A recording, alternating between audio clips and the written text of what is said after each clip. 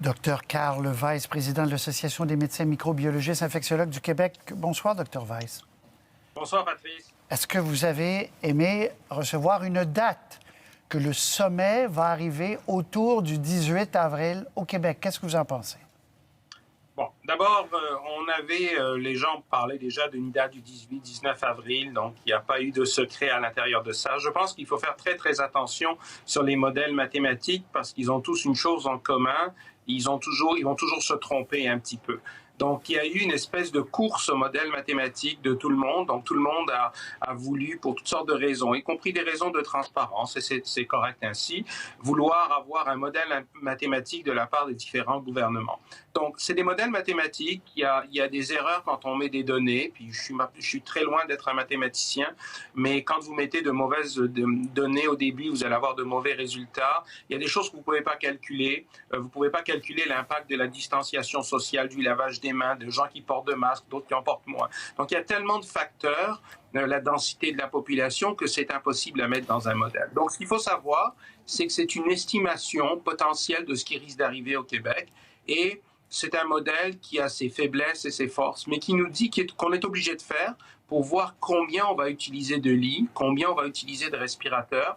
Et juste pour vous donner un exemple précis, aujourd'hui aux États-Unis, ils ont révisé leur propre modèle en disant on aura probablement moins de morts, on aura probablement besoin de moins de lits et on aura probablement besoin de moins de ventilateurs. Donc ce qu'il faut dire, c'est un modèle où on a un mauvais scénario, un bon scénario, et que la tendance actuelle semble montrer qu'au Québec, on a un scénario raisonnablement optimiste, à la condition qu'on continue de faire ce qu'on continue de faire. Je vais vous remontrer ce qu'on montrait, là, le tableau des soins intensifs, hospitalisés aux soins intensifs. En jaune, c'est le réel. C'est le réel, donc ce qui est arrivé jusqu'à aujourd'hui. Et on voit qu'on est même en deçà du scénario le plus optimiste, c'est-à-dire qui ressemble au Portugal. Ce qui veut dire que pour les hospitalisations, là, à moins vraiment d'un dérèglement qu'on ne voit pas arriver, d'une indiscipline généralisée lors d'une nuit magique, on va quand même rester en deçà des capacités hospitalières.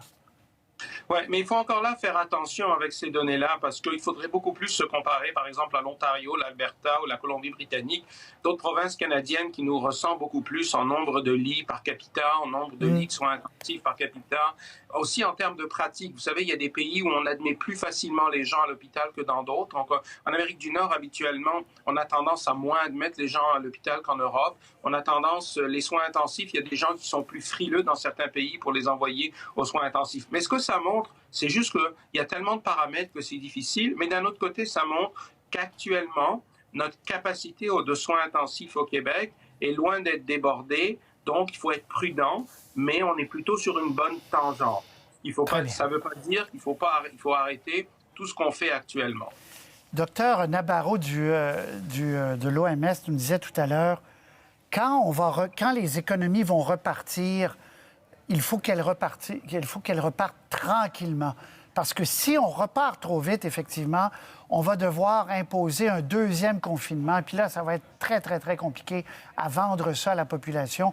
Donc, vous êtes d'accord aussi que, quelque part, mi-mai, quand on va repartir, par exemple, ici, il faut y aller mollo.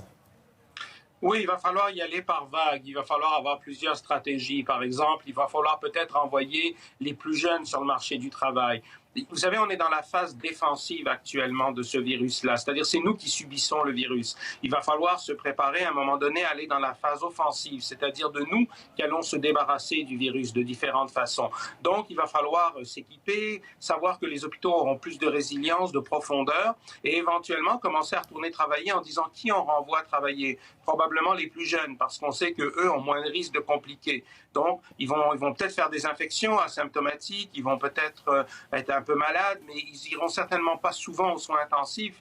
Il va falloir faire attention qu'ils ne contaminent pas les plus âgés, les gens qui sont immunocompromis. Donc, il va falloir, si vous voulez, remettre tranquillement les gens dans la machine, mais il va falloir le faire de façon dosée et graduelle pour tout à fait ne pas avoir de vagues. Tant qu'on n'aura pas de vaccin, évidemment, on va vivre avec cette menace-là autour de nous et on faudra être plus fort.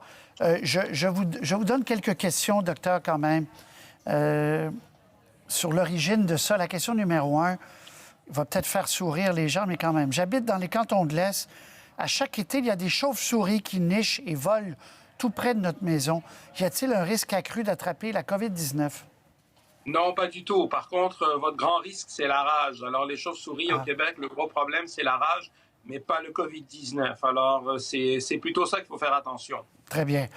Et puis, je saute à la question numéro 3 de Ella, 11 ans. Pourquoi la COVID-19 fait plus de morts que le SRAS alors qu'ils font tous les deux partie de la même famille de virus? Alors, c'est ce qu'on explique souvent. C'est-à-dire que pour un virus, il y a deux choix. Il peut être méchant, c'est-à-dire virulent, ou il peut se transmettre facilement.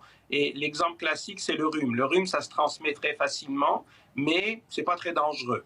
Alors, le SRAS, c'est un virus qui était très dangereux, avec un taux de mortalité très élevé. Donc, ces virus-là ont tendance à se transmettre moins, parce que justement, un virus, je vous ai expliqué, ne peut pas se multiplier tout seul. Donc, il a besoin d'utiliser l'appareil de cellules de multiplication d'un autre.